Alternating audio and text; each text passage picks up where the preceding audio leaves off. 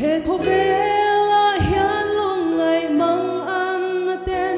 min chin thin ma se la li swa ka nei min ti chak tu lal pa a chuan eng kim ka ti the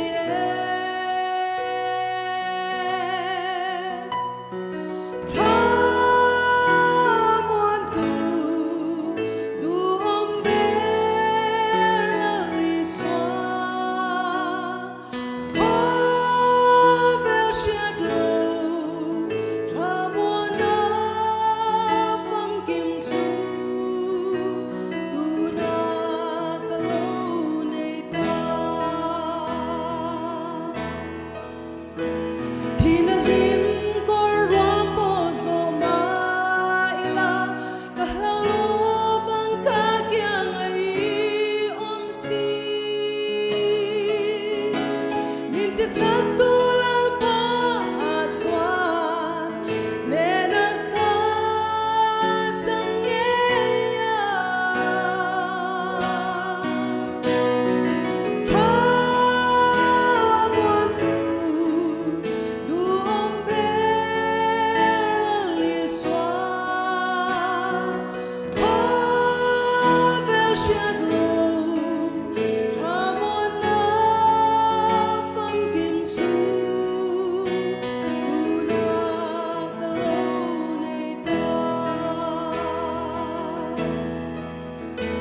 ka lei in hi cha din lo om ma se la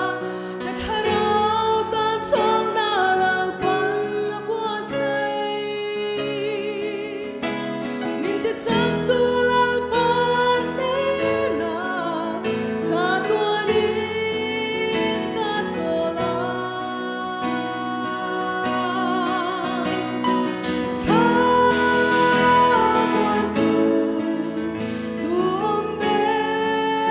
la li swa ko vel shat lo tha mon na fam kim su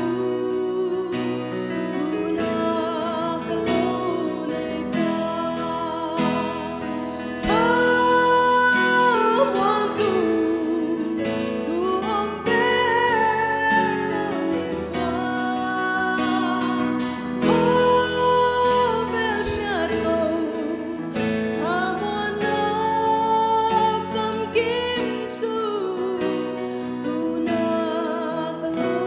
nei ta